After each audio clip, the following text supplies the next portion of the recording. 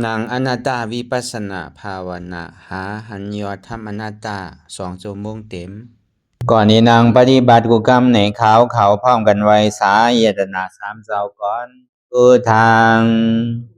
ที่พุทธาเจ้านั้นผู้เจมีเฮาคาไว้คาออกสาธุธรรมังที่ธรรมานาตาเจ้านั้นผู้เจมีเฮาคาไว้คาออก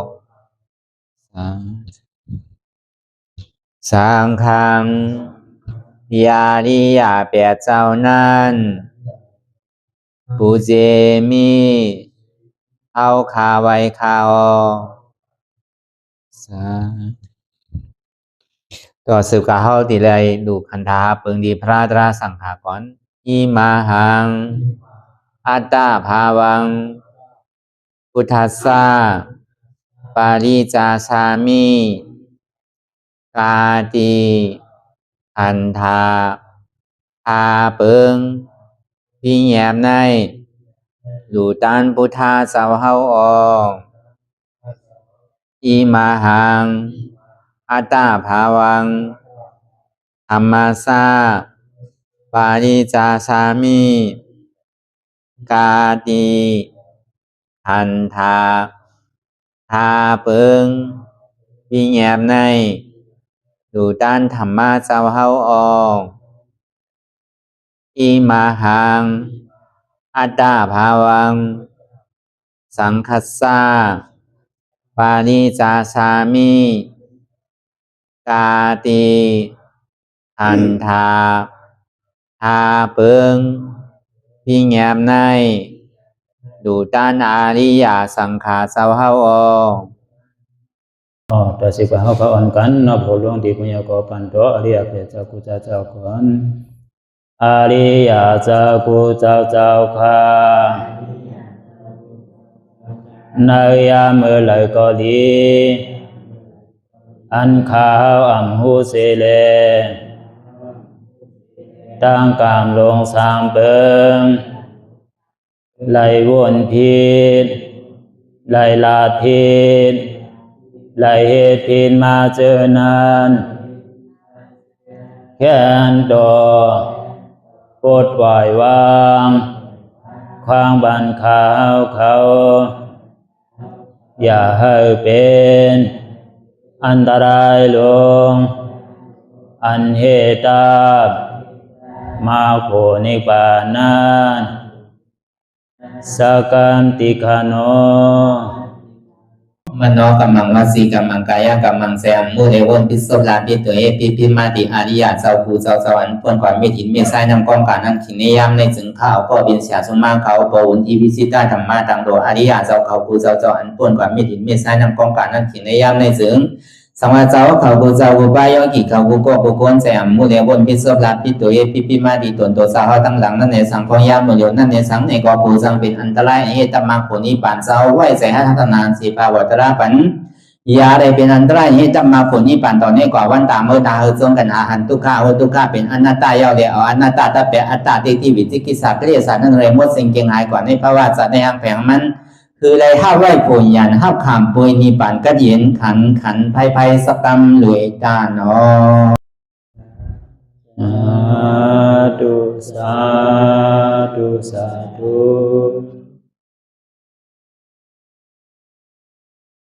อ่อนดังสุดในก็คือเฮาดังขาไก่กดขาขวาทับดังขาซ้ายก็ไหลนั้นขาซ้ายทับดังขาขวานี่ก็ไหลมือสองถอนตั้งไว้เหนือตาเฮาก็เย่าไว้ตัวซื่ออีเคียงหนักย่อนยันหนักก็เย่าในเฮารับหูเนื้อบริยานปิญญารับตาเนื้อบริยานปิญญาอยากตัวนี้มันน้อยอย่างขาดใจเปลี่ยนเฮาผู้นั้นอันใดเสียนั้นเปลี่ยนมันพูดบอกเกิดขึ้นเป็นมานั่นก็เฮาก็หมอวนวางแก้ตัดเป็นอนัตตาไว้อ่อนตั้งเฮาไปหันเจ็บไปหันตุกข้าไปปองเสียงแรงใส่เหนืออนัตตาในเขาโดยดีลงเคยใส่เขาอ่อนตั้ง เคยใส่เข่ายาวๆเคยสองยาวๆเคยใส่เข่าลึกๆเคยสองลึกๆเข่าเกิดออกตายเข่าเป็นออกลูกฟองเกิดแบบตายsẽ vào tôi đọc lại lại cái họ mi nhàn trong hành sự say nhàn trong quân sự say hành support thìมันนำอุปงไรเอาจังแต่สิโกต่อไปจินในมีอะไรพอละไหนที่ว่าเป็นเฮามีเฮาเปลี่ยนเฮาอุปงพอง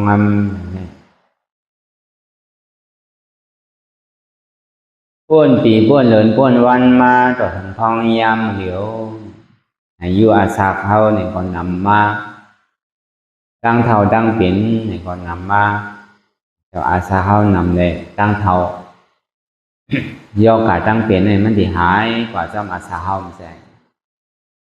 thảo ma có do cả con nhắm ma xómยังก็เหมือนเก่ายังก็เปลืองมากูมือกูกินกูข้าวยำใครเท่าก็เท่าใครเป็นก็เป็นใครตายก็ที่ในตายอันนี้มันบอกนี่ลองตั้งดีว่าตัวเขาเนี่ยมันเหมือนเก่ามันใส่อยู่มันเกิงอยู่มันลองอยู่ทำเรื่องสุดมาเนี่ยก็มันติดรับแก่ตัวนั้นเฮามาสร้างด้วยกรรมตราเนี่ยมันเหมือนหนังเดินขึ้นเดินใหม่ต่อถึงพ่อเดินมนนะ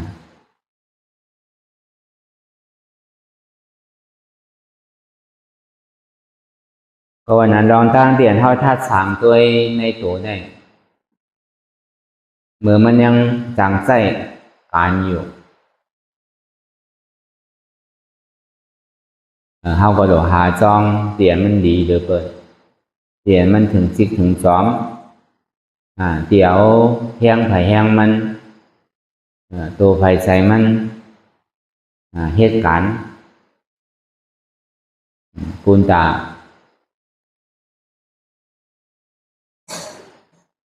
มันดีถึงจิกถึงซ้อมถึงยอดถึงปลายเลยแล้วก็บอกว่าเขาเกิดมาในกามมันเหมือนกันเซต้าเนี่ยก็ด้วยการอันมันเหมือนกันเนี่ยมีหัวมีมือมีขามีตัวเหมือนกันมีเองการลักษณะ32มันเต็มทนเหมือนกันอันนี้เนี่ยมันยอมก็เลยก็ยอมนั่นแหละมันเป็นเรียนเป้งกันก็วันนั้นในเฮาไหลมาเกิดเป็นคนเย่าในว่าเขามีส่วนไรส่วนเปลี่ยนเหมือนกันทุกเกาะทางหลอดเดียวก้อนขอเขาเคยสั่งเคยจ้างตื้อกรรมสั่งในก็ทางได้เฮ็ดนี้ได้จ้างนี้ได้ตื้อได้กรรมนี้ก็นั้นเลยใครเป็นสังเนี่ยก็ได้มาหวานเสื้อหวานพันในเมืองคงกังเฮ็ดดีได้สั่งเฮ็ดจ้าเลยสั่งก็บนนั้นข้าวยาง1 ปอก 1 กำข้าวยาง1 วัน 1 วง 1 เดือน 1 ปีเนี่ยมันมีกามีขัน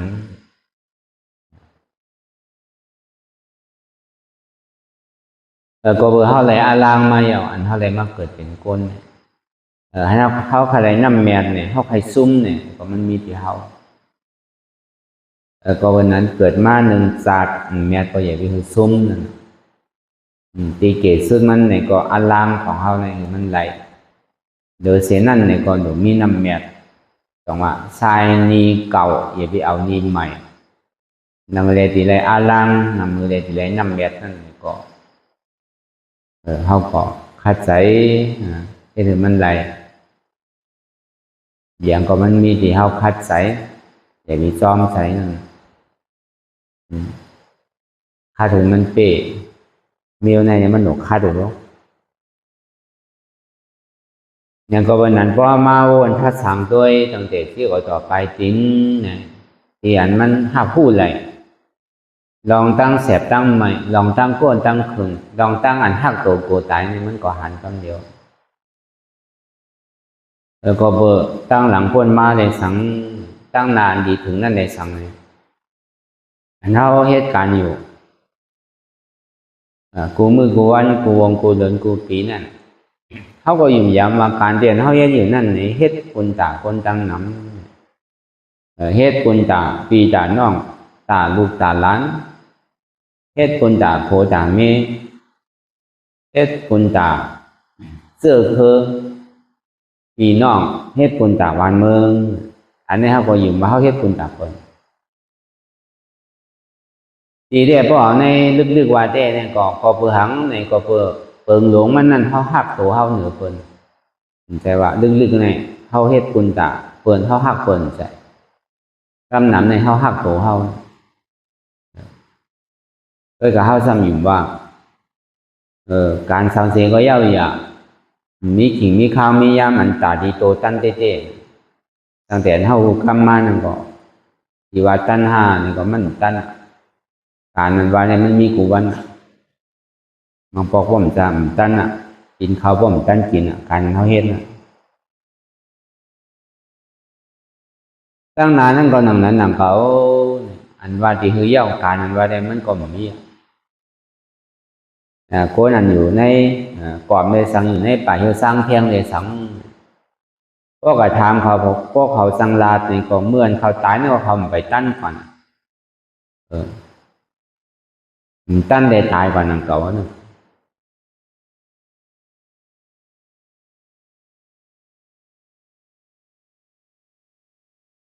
ก็เบอร์นั้นอ่ะลองตั้งอันนั้นตั้นนั่นวันนั้นมันเปลี่ยนสินั้นพอดีเอาการในรอบก้าวันมันหัวมีมือเติบมือสุดมือเซ็งกินข้าวยามก็ป่วนมากำหนึ่งได้น่ะเหมือนเข้ามาเปิดปังตลาดในก็พอถึงมา46 ปอมันไวมันไวก็อันเท่าอ่อนกันนางตลาดมาในก็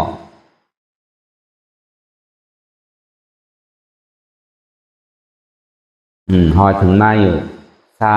พอถึงมาอยู่5 วันนี้เนี่ยเดินข้าวยามเตียงเขาที่ใดจ้างตื้อกำกลางในเจ้า4 โมงต่อถึง6 โมงอันเขามาอยู่ห้องยามมาเหลียวในนี่ก็เป็นการหนังกอบการป้อมใจดีคู่ใส่รายการอันเขามันนังมาเหลียวในใจการสังเยอะเนี่ยแต่ว่ามันหันเจ็บกันรู้หันขึ้นกันรู้เนี่ยมันใจหนังกอบการเรียนเขาจ้างด้วยกรรมของห้องยามมาเหลียวในนี่ก็เป็นการกรรมฐานเนี่ยเป็นห้องว่าการสมถะในวิปัสสนาสมถะกรรมฐานในวิปัสสนากรรมฐานสมถะกรรมฐานเนี่ยมันเป็นการตัดที่ใดสมถะ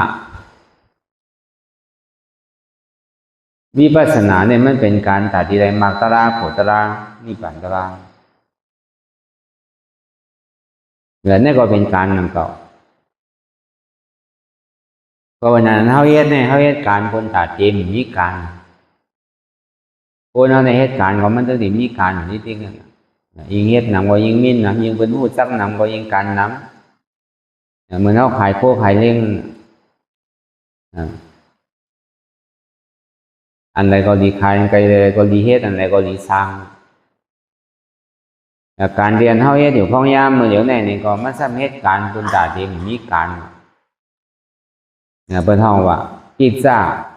มีกิจจามีการยาวการตัดที่เฮ็ดเนี่ยมียาว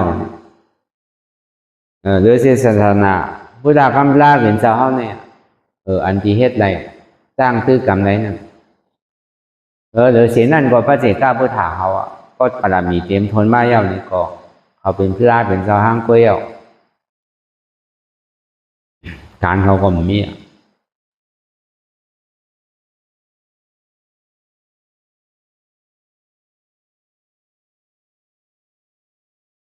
ก็การในโลกาว่าเนี่ยมันอยากลองกันลองกันไม่ลองกันม่วนลองกัน cáiการรอพุทธหลานนั่นเนี่ยก็เฮ็ดฝ่ายเอาในซึ้งในปาลีพระเป็นสาวก็ฮอไว้ในกิจจาเนี่ยกิจจาเนี่ยบอกว่าการภาวนากิจจาทัศนากิจจาปหานากิจจาสาสีกรณากิจจาของความใจเอาเนี่ยก็หาหันยาวก็ตัดถึงจังหวะเฮามานั่งตะลาหาอยู่พ้องยามมื้อเดี๋ยวในนี่มันเป็นภาวนากิจจาที่ร้านสภาวะเบื้องเตี้ยมันเป็นอยู่ในขณะที่ก็ต่อไปกินได้พ้นผีพ้นเดินพ้นวันมาในมีอันไหนพองอันไหนที่ว่าเป็นเฮามีเฮาเตียนเป็นของเฮาอันนั้นต้องร่วมเทยใส่เขาออกนั่นเขาเยี่ยวอย่าไปออกแน่ในกรมบ้านเลยออกเยี่ยวอย่าไปเขาขึ้นดูในกรมบ้านเลยป้องอย่าไปเวียบแน่ในกรมบ้านเลยเวียบเยี่ยวอย่าไปป้องขึ้นดูในกรมบ้านเลยเขาเยี่ยวในป้องมันออกในก็ตายออกเยี่ยวในมันเขาก็ตายป้องเยี่ยวเวียบในก็ตายเวียบเนี่ยป้องขึ้นในก็ตายพอตายเยี่ยวก็เกิดเยี่ยวก็ตายหรือเสียเกิดตายนี่มันมีอะไรเขาย่ำมูเปิงเลยน่ะร่วมเทยใส่เขาออกนั่นพอมันเป็นของเฮาเตะเฮาถูกอีอุเปิงเลยอย่าบีมันเข้าอย่าบีมันออกตัวเขานั่นก็อย่าบีเท่าเป็นอย่าบีคือตายหึงห่างหลีห่างน้ำห่างเล่าของกูเกาะคือมันบางมีหลีเป็นกูเกาะมันเป็นอะไรก็เพื่อหางแหลมเป็นอะไรก็เพื่อจ้องวันหลังกล่าวเฮ็ดมากเหมือนกันอันเท่าไรมาจามลองเอาจากพวกของอิจนานั่นนี่ก็เพื่อสังนี่ก็เปิดกามวันหลังเฮ็ดมาหนังเก่าตอนที่ได้มาจากอันเท่าที่ทางก็มันเหมือนโลกเหมือนใสนั่นก็เพื่อสังซ้ำที่ได้มาขำก็เพื่อจ้องวันหลังก็หนังเก่า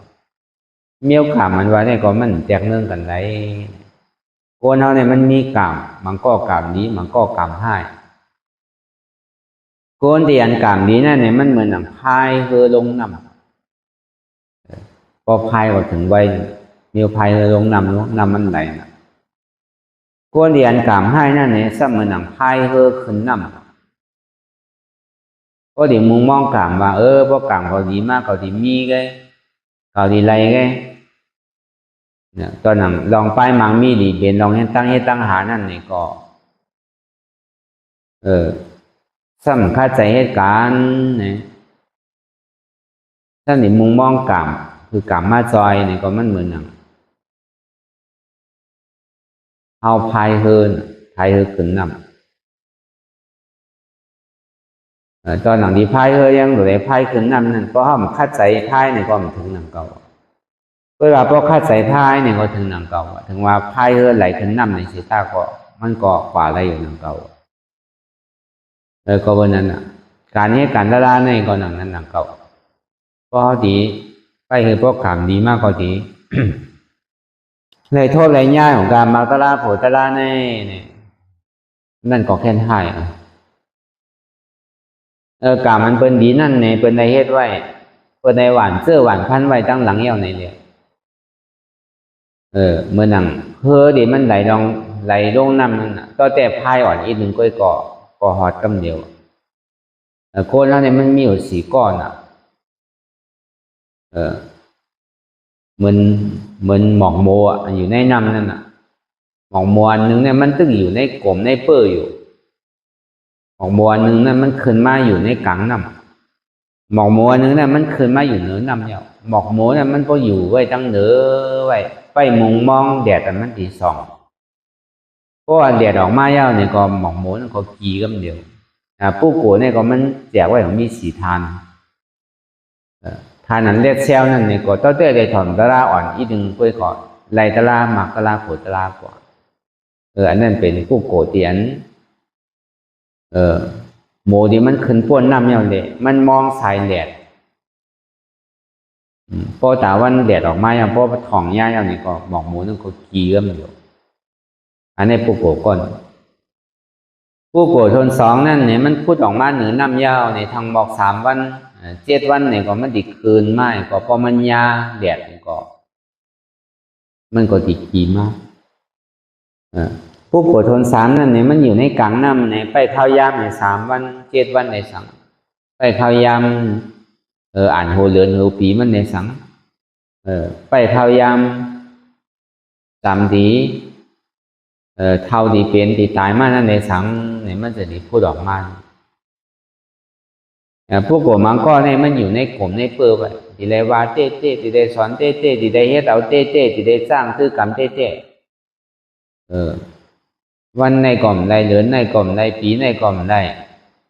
ศาสตร์ในกล่อมใดต่อถึงศาสติมาเนี่ยก็จังหมออะไรอยู่เนี่ยพวกกลุ่มเนี่ยมันก็แจกเทไว้ในสีปูนนะครับ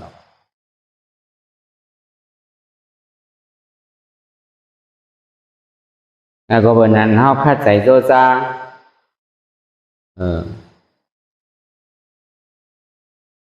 จ้างคือกรรมอยู่ในก็มือหนังเขาเก็บเขาซิมเขาเก็บเขาซิม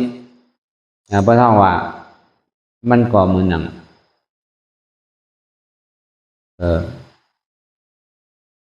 ต่อมาในปกติสาวกาเนี่ยพวกเขาเก็บซิมพอมันเตรียมมาเมื่อไหร่เนี่ยก็มันดีปองมาเหมือนนั้นปองพ่อบารมีมันเตรียมมาเมื่อไหร่เนี่ยก็มันดีของผู้กายสัมนิวานบารมีแท้งจังว่ามันมีมรรคานั่นนะอันเท่าเป็นปกติสาวกาเนี่ยพอเก็บเอาซิมเอาเฮ็ดอยู่ก็อย่างซ้อมในเส้นทางอริยมรรคแปดผลเลยสังอย่างซ้อมวิริยะศรัทธาวิริยะสติสมาธิปัญญาในหาเปิงหานเนี่ยเพราะมันเตรียมมาเมื่อไหร่ก็มันก็ติดปองมาเหมือนกันแล้วก็การลำลองมันนั่นนี่ก็ในข้าวตั้งเตียนเอาสืบข้าวตั้งนั่นไอ้เฮือได้สังยามสืบตั้งก่อนนั่นในสังนี่ก็ใหญ่เพียมันรู้มันก่อยมันฟัง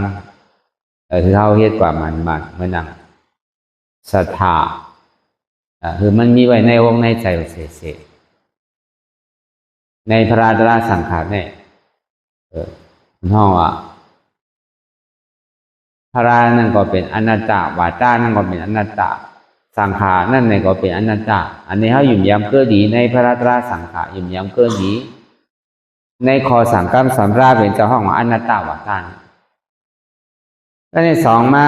ในวิทยาตั้งคัดใจนั่นในก็ซ้ำได้มีจอมที่ได้มีตั้งคัดใจที่ได้มีวิทยาที่ได้มีอธิฐานบารมีเสจาบารมีเนคขมาบารมีขันติบารมีอันนี้มันอยู่ในจุ่มอันที่ตั้งคัดใจเสียงวิทยาเลยสังมือนังคนใจมหาชนกะด้วยน้ำปังลายอยู่ในข้าวตั้ง6 วัน 7 วันหรือใช้น้ำโยเห็นน้ำปังลายเนาะก็เมื่อไหร่เกิดด้วยก็มันถึงจมมันเมื่อนังเสจาบารมีเมื่อนังวิทุราปัญญิตานะ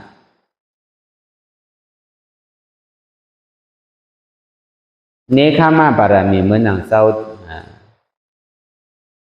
าเตมีอ้านั่นขันติบารมีเหมือนนางเจ้าใจจันตากุมารานั่นในเสียในพระท่องว่าเป็นวิริยะเป็นตั้งคัดใจเสียงเป็นลองตั้งเยื่อนกันลองตั้งอดลองตั้งเยื่อนกันก็ในสติในตื่นรู้ตัวว่าอยู่กูหินกูข้าวยามเขาเหตุการณ์อะไรในกองเขาป่องแจงแรงใส่การนั้นนั่นจะเอาไม่การตะลายเอาในกับว่นลองไตลองหรือว่าว่นลองเตียนมันได้ลองไรตานั่นมันจะมาเป็นสมาสติเมื่อเดียวก็เหตุการณ์ตะลาก็หลบป่องแจงแรงใส่การตะลาก็หลบป่องแจงแรงใส่ว่ามันเป็นอนัตตายุงนำขันธาของเขาเนี่ยอุปเปิงเพราะงั้นมันไรเป็นอนัตตาก็ในสมาธิตั้งมันอ่ำสันค้อนโยกย้ายไข่หนึ่งก็ในปียะลองตั้งสมาธิที่ลองตั้งสมาสังกัปปะลองตั้งหันหมาเมียนบนหมาเมียนได้หาเปิงหานั่นพอเมื่อไหร่เนี่ยมันพร้อมโฮมกันมาเย้าเนี่ยเทก็มันไปจำมาลอยๆการน้ำตาเขาที่เปิดประตูนี่ปั่นการที่ได้กากซ้อมันเปรตสีภูมิเนี่ยก็ปิดกว่าลอยๆ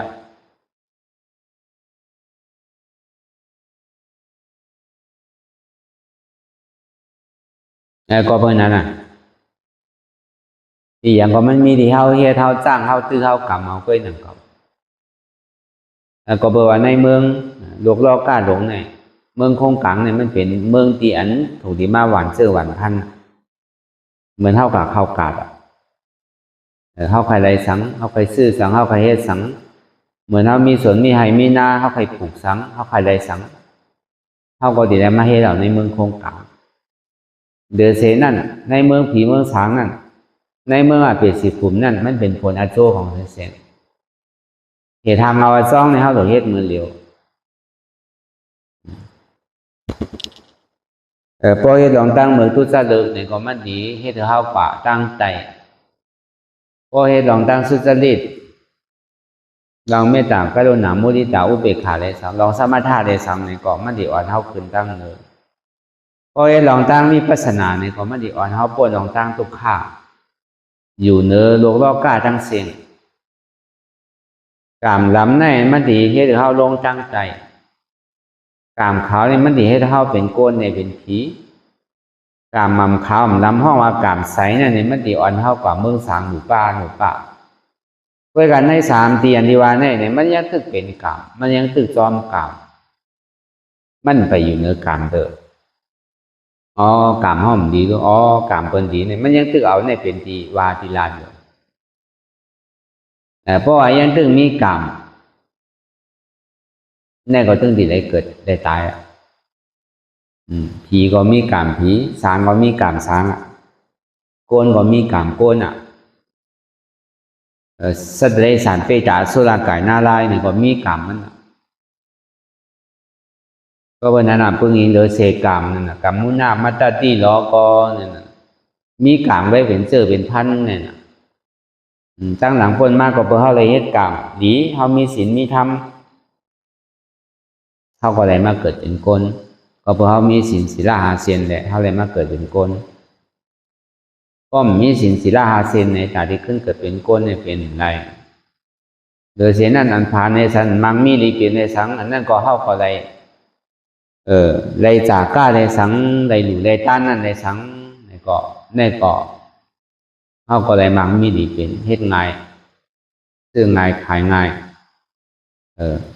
เฮ็ดอะไรก็เหมือนอกเหมือนใสเนี่ยก็เบอร์ไอ้จองวันหลังเขาไรเฮ็ดไว้เวลากลับมังเสื้อมังเมียวได้มันปันคำเดียวมันก็เขาดีหันเฮ็ดท่าเฮ็ดเมือกเฮ็ดถึงดีซ้ำมากมีดีเป็นที่อันเฮาเฮ็ดดีเฮ็ดงามอันเฮาเป็นก้นทรงหนูทรงตั้งทรงเขาวัดเขาว่าทรงเฮ็ดปุนตาซอยเดือปุนตาก้นตั้งน้ำในห้ำหันนี่อันนี้ก็เปิดสังในก็เปิด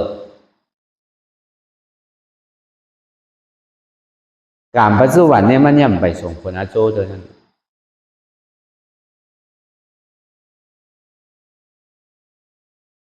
เนี่ยก็เปิดอันเขา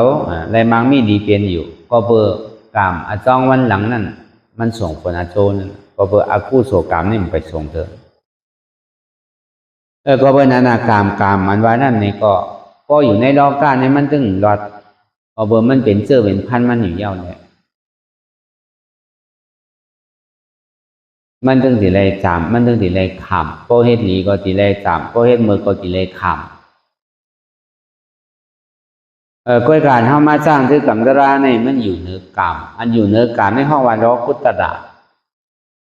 สองว่าเพราะใครอยู่เนื้อกรรมนี่เขาอย่างที่ใจจับใจแป้นนั่นไหนสองว่าหน้าต้านว่านั่นคือเขาใจจับใจแป้นลองตั้งจังอันจางมายามาเก้าจางมาหนีจางเขานั่นเป็นห้องว่าอัตตาดังนอกวนลองโกนก้อนในก้อนนาวนลองปีลองน้องวนลองลุกลองหลานวนลองบอลองแม่วนลองเฮินหนึ่งยาวเฮินหนึ่งวานหนึ่งยาววานหนึ่งมึงหนึ่งยาวมึงก้อนหนึ่งยาวก้อนหนึ่งสืบวนกว่ากาวากาเป็นเนี่ยมันตึกตีสร้างกามันตึกตีสร้างเจอสร้างพันมันการเงินส่วนมาเนี่ยให้มาวนลองตัวเก่าวนลองใจเก่าวนลองเจ็บเก่าหักตัวเก่าหักใจเก่าเย้าก็หักเจ็บเก่าหักเจ็บได้ก่อมใจเนาะมันโกรธเจ็บนั่นพอมันหักเจ็บได้ก็มันก่อมกลัวนะมันยังไขย้อนเอาไขเสือก็ไหลมีเจ็บเนี่ยก็มันยังไขย้อนเจ็บก่อนอ่ะคนอันคนไขทบดาราเนี่ยพอมันซื่ออะไรก็ยังไขซื่อก่อนอ่ะคนเอาก็มันปั่นอะไรมันดีปั่นหลายๆอันเจ็บเนี่ย คนนั้นใครได้เจียวใครซื้อเอาอ่ะมันใครย้อนหลายหนึ่งเก่าเวลาคนนั้นใครปันเนี่ยใครปันหลายๆใครขายใครปันเนี่ยปันย่อมก้าเนี่ยใครโปรเจกต์แบบนี้นะครับที่ปันหลายของใครปันทางก่อน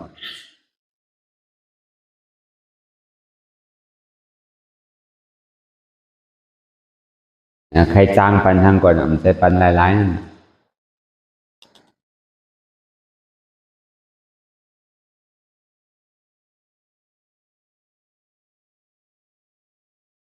แล้วก็เพราะนั้นนี่แหละ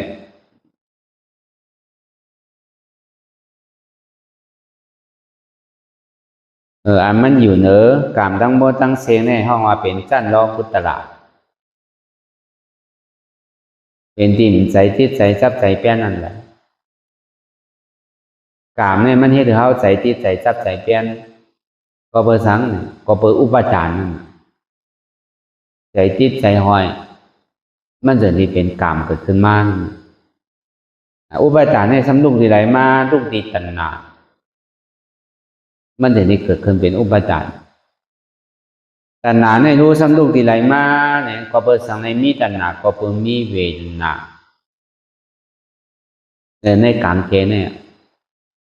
พอสุขาเวทนาเตียนเฮาไรทบไรยามาเนี่ยก็นั่งเลยมันดีเดี๋ยวที่มนนั่งเลยมันดิ่มเจ็บก้นคืนนั่นเนี่ยก็เฮาก็หาลอกไล่กูเจอกูลองอันหาลอกไล่กูเจอกูลองอันใครมันหายใครมันเจ็บใครมันคืนอันใครคือนั่นอันใครเป็นในสังอันนั้นใครเป็นนั่นในสัง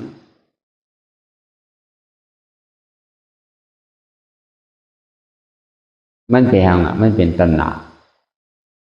พอเบอร์ตุคามันป่อมาในใครมันหาย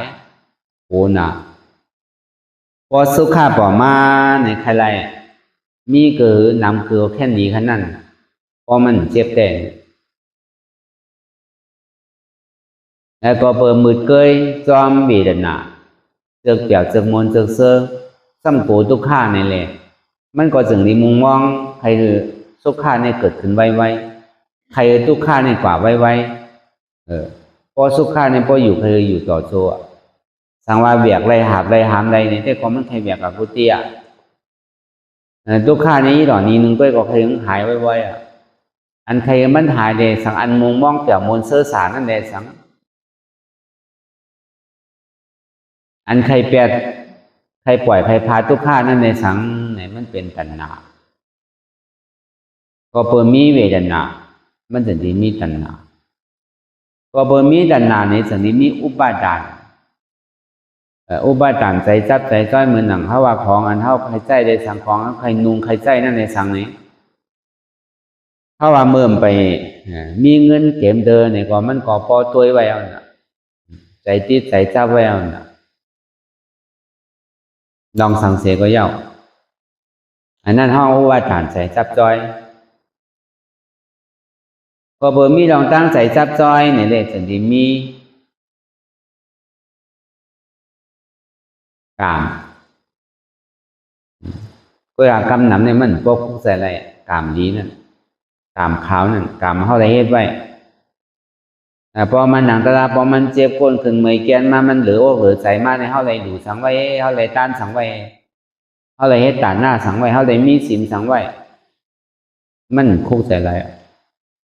มันเป็นอันยอดอันห้อนอันเดือดอันใหม่ที่ขณะในตัวในใจเขาเนี่ยเปลี่ยนตัวมันน่าซา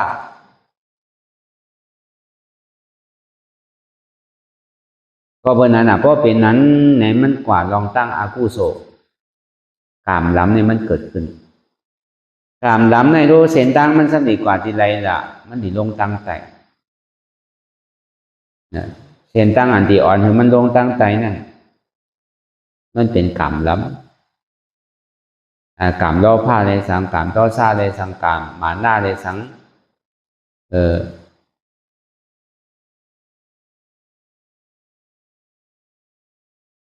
กามโมหะเลยสังเท่าไหร่โลภะโทสะโมหะมานะปล่อมาใช่ไหมกำหนำเนี่ยพอมันเจ็บก้นขึ้นเมื่อยแกนมาพอมันทุกข์ข้าขานใส่น้ำหมูน้ำตาใครตกมาหน่อยซึ่ง พอห้อมบ้วนว่างว่าเป็นอนัตตามันใจของเก่าดูเนี่ยผมโจมตัดที่ห้อมยอมหับมันไรในซึ้งเนี่ยมันดีเป็นใจต่อซาใจดำใจกำเพราะเป็นนั้นนั่นกามอ่ำดีเพราะว่ากามหลังเนี่ยมันก็พุทธก่อมากกำเดียวได้ให้สั่งไว้ก่อนลืมแต่สิ่งการดีการทอดการเมีย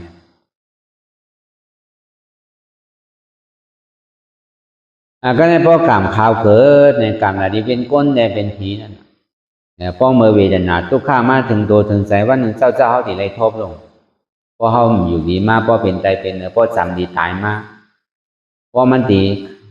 อาศักสายใจเขาดีขาดมากนี่สิมันดีปลอมมากเขาเฮ็ดเขาดูเขาต้านเขาอย่างไว้หนึ่งเสื้อหนึ่งรองเขามีปีที่มีซอมานาซาเนี่ยเพราะอันนั่นปอกไปครึ่งเป็นมากคนว่ากามขาวนั่นถึงดีส่งผลอาโชก็ในกามของขาวมันล้ำนั่นโน้เป็นสังในอันเท่ายามเฮ็ดสมาธิได้ออกสมาธิมาสนะในสมาธิ40นั่นอนุสติ10อสุภา10กระแสง10พรหมวิหาร4อารูป4อาราปฏิกุล1ฉะนั้นมันมีอยู่40เนี่ยพอเฮ็ดนั่นมากกว่านั้นมันจะได้เข้าฌานปฐมาตุติยตาติยกว่าฉะนั้นเพื่อการมันเก่งคนตาดีเฮ็ดสิ่งนั้นเพราะมันยามคำเวทนาคนก็สันนิมอเมอ่อนอ่านคนเฮ็ดสมาธิในกำหนำเนี่ยพอเสียงคนอ่อนมอเนี่ยมันเข้าเลยห้อมจังหวะน่ะเพราะจำตายมาเนี่ยการเปิดเสียงเปียงเสียงความดังไงกำเสียงรวดเสียงก้าวบ่กำเสียงห้องเสียงไฮว่าใช่ไหมใจเขาเนี่ยมันดีหวังเวอร์กว่าเสียงเขาเนี่ยมันเฮ็ดอะไรวะมันเฮ็ดหยาบเนาะสมถะมันทำดูง่ายพอเขาไล่กำเดียวแค่นี้ก็เปิดมันไล่น่ะมันก็เฮ็ดก็มันจังเฮ็ดเต้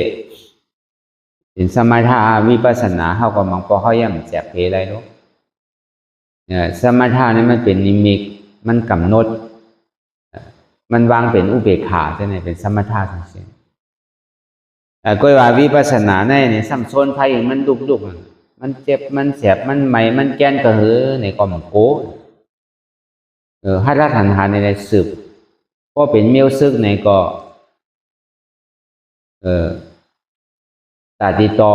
สู้ยานสู้นั่นคัดใจห่างเฮียนตาติต่อสู้ก็มีอยู่มันโกภัยมันโกตั้งหยาบ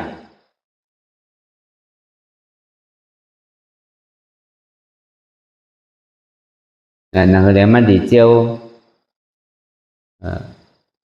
พอดไว้ถึงไว้นั่นนี่ก็ปึงอีเลเสลมแหงไทยลูกดินแคมน้ำแหงก็ในพอมันผ่านทุกข้าผ่านเจ็บไรเอาในก่อนนั้นมันจะมีผ่านกรรมอะไรมันอยู่ในกรรมทั้งเสียงก็เปิดในกลางเกวีตัณหาได้ตัณหาเนี่ยพอมันขามเจ็บขามทุกข้ามันติดเปี่ยวติดมนติดเซอร์นี่สิจ้างเป็นอะไรตัณหาเนี่ยตัณหาความอยากใครใครเป็นเนี่ยมันมีแต่มันคือเปียดกำเนิดอันมันมีนั่นก็เปิดมันโกทุกข้ามันเจอสุขข้าพอสร้างเป็นว่างเป็นอุเบกขาก็ยังตื้อเป็นตัณหานั่นก็ก็เมื่อใดเลยในกลางเกเซนดัง3เซนเนี่ยมันจะมีทุกข้าสุขข้าอุเบกขามันเฮ็ดใน3เซนเนี่ยมันตีเข้าดีกว่าเลือกกว่าเซนไรพอไล่วิปัสสนาไล่มรรคลาโผฏราไล่แต่ดีเปิดพระตัวนิพพานนั่นเนี่ยก็ดีได้กว่าเซนดังทุกข้านั่นดีกว่าเส้นตั้งเจ็บนั่นก็เปิดมันมาที่ในเขาหลุดได้พ่อไม่เอาเสียนะลองตั้งหยาบตั้งเผื่อลองตั้งขันใสลองตั้งทุกข้าเวทนาในก็เขาหลุดได้พึกแต่นิยอมภาพมันได้เสีย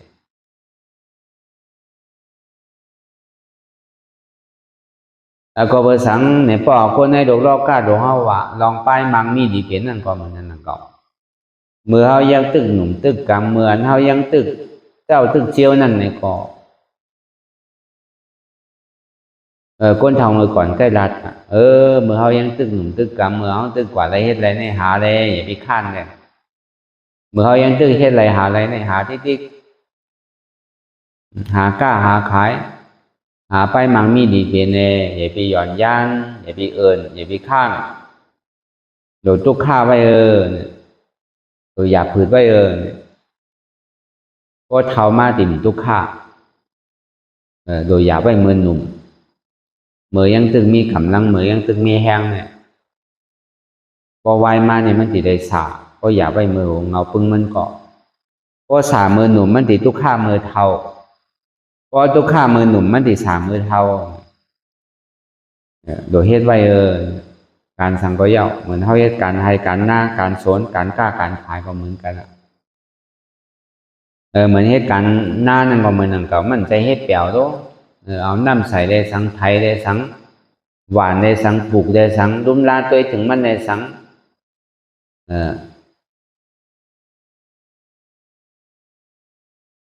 ปาดมาได้สังป้อได้สังเอาข้าวเย่ได้สังกับสีมาได้สังกระโจติได้กินข้าวมันแต่ว่าเฮ็ดออกมาง่ายๆลูกเขาก็กระโจติได้ปลูกได้ซ้อมได้ดุมลาได้ต่อถึงก็ได้กินนั่นเฮ็ดไทยเฮ็ดสวนก็เหมือนกันมันติได้หยาบไว้ตั้งแต่หัวปึ้งตั้งแต่หัวเงามันจะได้ชามสามมันจะได้กินการให้การตลาดในก็เหมือนนั่นก็เพราะเขาหยาบไว้ตั้งแต่หัวปึ้งเงามันเหี่ยวนี่ก็ที่เต้ในเขาโดดเป้ตัวนั่นพอเขาจ้างซื้อกำตลาดเนี่ยเขาโดดเป้ตัวเหมือนเขาพายน้ำเหมือนเขาพายเรือได้สังเหมือนเขาดุยน้ำได้สังพอมันก็ถึงขุนปุ้นเหี่ยวเนี่ยก็มันก็ซ้ำสาเหมือนอยู่ในแก่กลางน้ำปังไหลหลวงในอาบเหมือนหนังมีดีอยู่ที่กึศเพราะว่าพอพายกว่าที่ตีเลยสังดุยกว่าที่ตีเลยสังก็ถึงนั่นก็พอมันถึงขุนเหี่ยวเนี่ยก็มันเป้ตัวแต่ที่สืบกว่าทั้งทางขุนทั้งปุ้นเนี่ยมันต้องอยู่บามีทางนั้นเหมือนเท่ากับพุทธแสงก็พูดกว่าย่างเงินมันเหี่ยวเนี่ยก็เพราะย่าแสงเอาเนี่ยก็มันก็อยู่มามันจะมีแสงทางพอมันหูจักเงินมันเหี่ยวก็แต่จังว่าเขาเกิดมาเป็นก้นเหี่ยวเนี่ยเป็นก้นพุทธศาสนาเหี่ยวเนี่ยก็เขาหลุดพึกแต่ที่เป็นอริยะนั่นคืออะไรก็เป็นก้นพุทธศาสนาเนี่ยเขาซ้ำพึกแต่ที่เป็นอริยะเนี่ยเขาก็ซุ้มพุทธศาสนาเนี่ยยุ่มย้ำขันธาหาเบื้องเป็นอนัตตายุ่มย้ำว่าเจี๊ยบเนี่ยเป็นอนัตตายุ่มย้ำทุกข้าเนี่ยเป็นอนัตตาพุทธะในป่องว่าก็หู้ก็ตื่นพุทธะผู้สังเนี่ยผู้ทุกข้าเป็นอนัตตาผู้ทุกข้าเป็นอนัตตาผู้ว่าขันธาเป็นอนัตตานั่นห้องว่าพุทธะตื่นเนี่ยก็พระเป็นเจ้าพุทธะเนี่ยมันเป็นยาห้านตาน่ะตายเอาตื่นนั้นวันนั้นซึ่งตายทั้งนอกมีกิเลสสาไปอันตายเอาว่าซาอุปฏิเสสานิปันเจ้ายาห้านตาเขา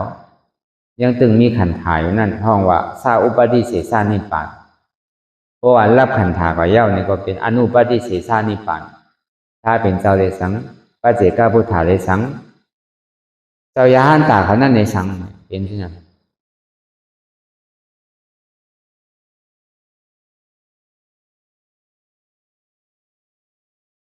ภาษาเนี่ยแจงเลี้ยงตีกัดเย็นเนี่ย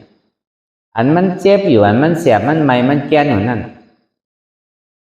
ผู้ว่ามันเป็นอนัตตาหันอยู่ผู้อยู่มีอยู่ถ้ามันใจเก่าหันเจ็บผู้เจ็บมีเจ็บเนี่ยมันมีอยู่นะเพราะมันหนังในมีกูก่อตัวเนี่ยเจ็บว่าเสียบว่าไม่ว่าแก้นว่าต้องว่าตอดว่าเน็ตซานสั่นไหวโคมไต่ไม่กระดอนแข็งสู้ถุงจับยายจิ้มหยอดเห็นดูเนี่ยมีกูก่อต้องว่าหันอยู่ผู้อยู่มีอยู่ซ้ำใจเก่าเป็นอนัตตาอันนี้ห้องว่าเป็นภาษาว่ะอันอยู่เจียงเลี้ยงมันเนี่ยมาเรียกว่าทวันหนุ่มมาผู้หญิงผู้ชายมาผู้เจ้าเมฆาวหันกูก็หันอยู่ผู้อยู่ยอมภาพวางเป็นอนัตตาหันเจ็บผู้เจ็บภาพเจ็บวางเจ็บเป็นอนัตตาเจ็บในกล่อมใจเก่าอนัตตา คืนในก่อมใจเก่าอนัตตาเมยในก่อมใจเก่าอนัตตาก้นเน็ดก้นเน็ดก่อมใจเก่าอนัตตาอันนี้เป็นภาษาวะในก็พอเขาพูดที่ไหนพอเขาผ่องที่ไหนก็ในจะเรียกว่าเป็นก้นพุทธศาสนาพอเป็นก้นพุทธศาสนาเนี่ยมันถึงเป็นอริยะเนี่ยแต่ว่าเขาเป็นรองมันเนี่ยเขาเป็นแกมมันเนี่ยแต่พอเขาพึกไว้เนี่ยวันหนึ่งเจ้ามันดีมาเมื่อเดี๋ยวเขาพื้นอะไรก็พื้นไหนก่อนหนึ่งอะไรก็หนึ่งอะไรก็กล่าวว่าหนึ่งเจ้ามาเนี่ยเรียกก็อ้อมจังหนึ่งจังพื้นตายนั่นไงกินน้ำมันเนี่ยบินตั้งไส้ก็เจ็บบินตั้งออกก็เจ็บกว่าเช่นเท่าที่เอาทางจอยพื้นก่อมจังพื้นนั่นนู่นนะหนึ่งก่อมจังหนึ่งนั่นนู่นพอห้อมปึงอิงตัวเจ้าเก่าเนี่ยทำดีจังปึงอิงไผ่ละก็ไอ้กาปึงอิงตัวเจ้าเก่าเสต้าเนี่ยก็เพราะมีตาลาก็มันจังปึงหนังเก่าเดี๋ยวจังปึงอิงเลยพอมีตาลาเนี่ยเด็กก็อ๋อมันเป็นอนัตตา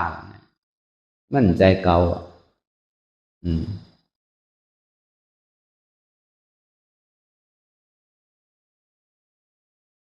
พอเขาพึกไว้ก็ห้อมหมอไว้วางใส่นั่นพอห้อมพึกไว้เนี่ยก็ห้อมหมอไว้วางใส่นั่นซึกไม่ใจก็ในก็หนาววนลองก็ในก็หนาวก็มันเลี้ยวห้อมวนลองสังว่าเขาเกิดมาก็มาจอมกันกว่าก็กว่าซ้อมกันอันใดที่มันมีอยู่ก็เปิ้นก็ปันเมื่อมันมาก็มันมาซ้อมเขาเมื่อกว่าก็เปิ้นดิ่มปันเมื่อนั่นก็เดินเสตั้งดีเดตั้งให้เรียนเขาเฮ็ดไว้ดีกว่าซ้อมอย่างก็ย่อเพราะเขาหลกพึกไว้เขาหลกเข้าใจไว้เขาหลกเห็นหูไว้มันก็มันพี่ละเห็นหูไว้วันหนึ่งเจ้าเขาติดในใจก็วันนั้นสังว่าเขาเฮ็ดไรในจัดในปอกในกำเหนียวก็หาที่ว่ามันมี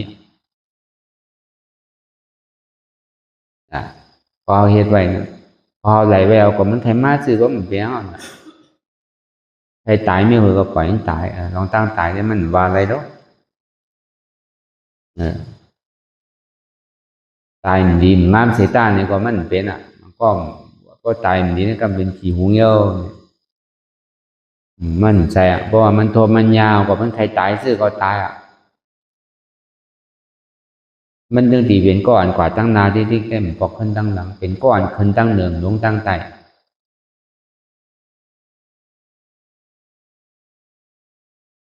ก็เป็นนั้นในเลยอันนี้พอมันปอกมาที่ใดเสียก็เย้าหยาสองพอนางเย้าเนี่ยมันเจ็บเรียนเหลวในโต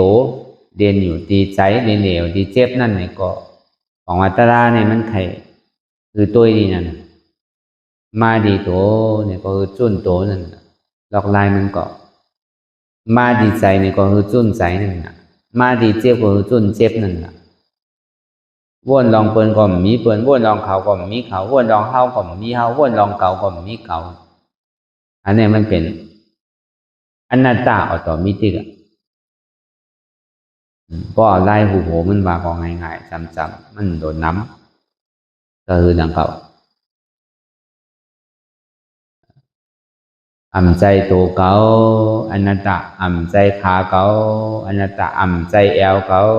อนัตตาพอมันเจ็บมาเนี่ยอาจองเนี่ยโจเหตุและผลนี่มันมาซ้อมกันเจ็บมีหลายก่อใจไม่ดีนั่นเจ็บแกนตรงตอดนิสานพอมันเจ็บมาเนี่ยก็เก่าก็มาซ้อมโหเก่าเจ็บขาเก่าขึ้นแอวเก่าเจ็บก้นเก่าเจ็บต้องเก่าเจ็บใจเก่าดีขาดเก่าในเจ็บหนักแต่มันอยู่มามีโหมีขามีมือมีตัวมีสายมีเจ็บเนี่ยเป็นตัวสมุทัยเสียจาก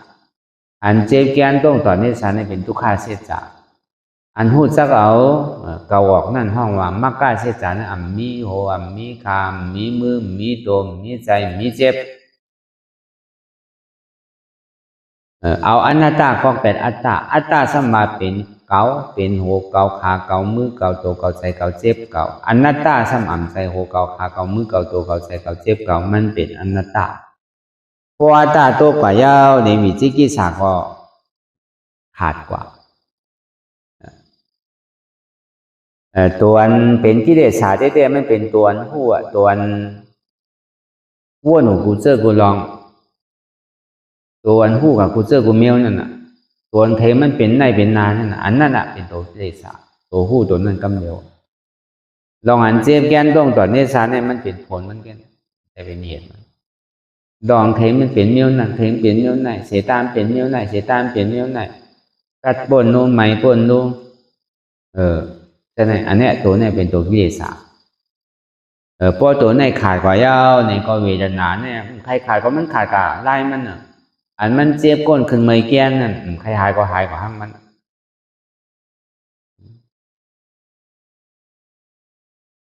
บ่เวทนาเพราะว่าใจรับยาก็เวทนารับก็เวทนารับยายุกนี่ก็กึดแบบอยู่กันวันนั้นใจเดียนมันต้งอยู่เนี่ยต้งตึกๆอยู่พอมันเกิดแบบแล้วเนี่ยใจพุทธศาสนานั่นเนี่ยก็ขาดตกแบบตัวเรียกเมื่อวันกำเดียวก็ใจอริยานั่นก็เกิดขึ้นมากำเดียวมาแทนที่ใจพุทธศาสนาพอตายแล้วก็เกิดใหม่กำเดียวอยู่ในขาบเก่า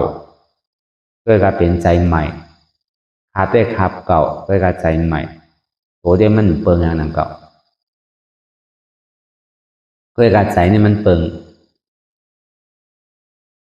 มันหลีแค้มเกินล่ะก็ใครไรก็สร้างตือกรรมกว่าหลวงพ่อท่าฐานหารอย่าไปหย่อนย่านลองตั้งคัดใจตาลาเนี่ยมันมีดีโตเนี่ยมันมีดีไหลมันโดหาอันเจียละอย่าไปหย่อนอันแมทนั่นน่ะอันเจียเนี่ยมันมีในตัวในใจเฮา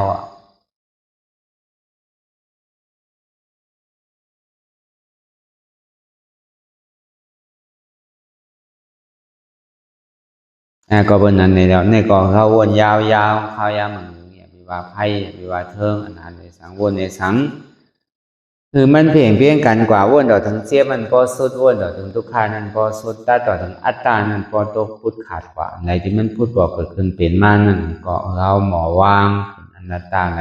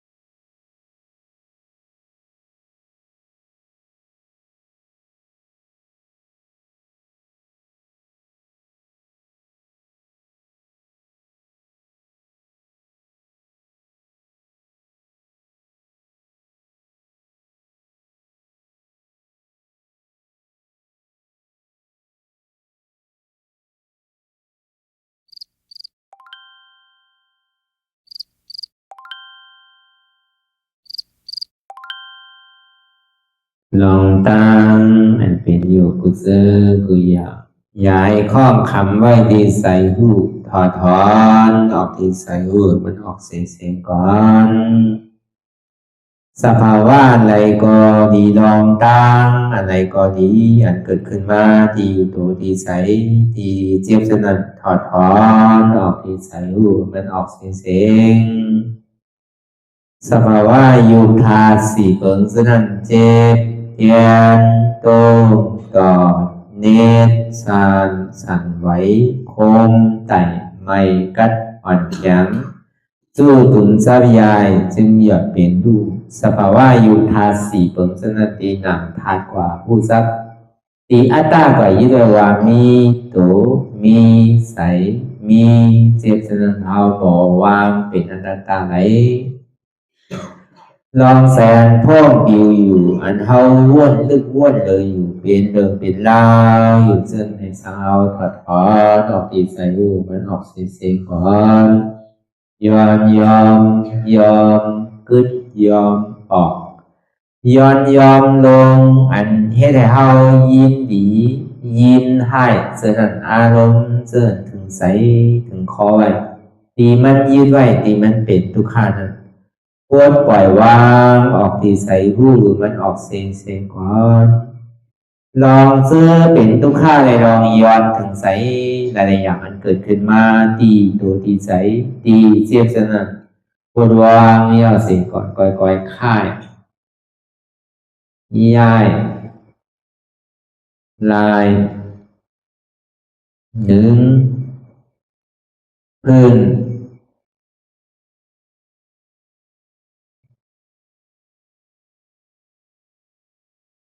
พยายามไหนก่อยเปิดตามืนตาลอยได้เป็นการปฏิบัติธรรมโคตรอายธรรมอันเกิดขึ้นที่โตที่ใสที่เจ็บอันนั้นโคนหาเหตุหาเงาพระจองทุกขันนั้นต่อสืบการในเฮาที่ได้ส่งเมตตาถึงวิเนยสัตวะทั้งหมดทั้งสิ้นก่อนอิดาเมปุญญังอาสวะคายังนิบานังวาหอตุมาปุญญากังสเปสตาสัมมาลาพันตุอีตังเมปุญญังอันเฮาคาไลมาตือกรรมปฏิบัติวิปัสสนาภาวนาหาอันยอดธรรมอนัตตาในอาสวะคายังเป็นอันถาสัพตัดเตนาสวะสีเปิงเสียวแลนิพพานังตีนิพพานังขอดูให้ถึงเสกัมติคามาปุญญาภากังพรดีอันคามานาวิปัสสนาภาวนาทรงยืนปันสเปสตานังเดียวปอเมสลาญาติกาดึงเคเจอเคได้ก็แลจากว่าสัตวาทั้งสิ่งทั้งดวงนั้นสมาลาพันตุอะไรพรดีนำกันตั้งเฮาคา ตังสิงสกัมติคาโนสาธุสาธุสาธุ ต่อสิกว่าเขาก็อ่อนกันนับหัวหลวงที่ปุญญาโกปันโตอริยเพียเจ้ากูเจ้าก่อนอริยเจ้ากูเจ้าข้าในยามเมื่อไหร่ก็ดีอันข้าวอ่ำหูเสเลตั้งกามลงสามเปิงไหลวนพิษไหลลาดพิษไหลเหตุพิษมาเจอนานแค้นดอกปดปล่อยวางความบันขาวเขาอย่าให้เป็นอันตรายลงอันเหตุตามาโผนิปานันสกัมติคโนมโนกัมมังวสีกัมมังกายกัมมังแสมมุเรวนพิศลาปิตัวเอพิมาติอาริยะเจ้าภูเจ้าสวรรค์พ้นความเมตินเมสายนำกองการนั้นขินนิยามในจึงข้าวก็บินเสียสมาเขาปวุนทีวิสิตาธรรมะตังโดอาริยะเจ้าเขาภูเจ้าสวรรค์พ้นความเมตินเมสายนำกองการนั้นขินนิยามในจึงสังวาเจ้าเขาภูเจ้าภูปายกิเขาภูก็ภูคนแสมมุเรวนพิศลาปิตัวเอพิมาติตนตัวสาวตั้งหลังนั่นในสังพยามโยนั่นในสังในกอภูสังเป็นอันตรายเหตุมรรคผลนิพพานเจ้าไหวใส่ให้ทัศนานสีภาวตระปันยาได้เป็นอันตรายให้จำมาผลนิพพานตอนนี้กว่าวันตามเมื่อตาเฮจงกันอาหันทุกข้าทุกข้าเป็นอนัตตาเยาวเดียวอนัตตาถ้าเป็นอัตตาที่วิจิกิสาเกลียสารนั่นเลยหมดสิ่งเก่งหายกว่าในภาวะสัตว์ในอังแผงมันคือเลยห้าไหวผลยันห้าขามปุยนิพพานก็เย็นขันภัยสกัมรวยตาเนาะสาธุสาธุ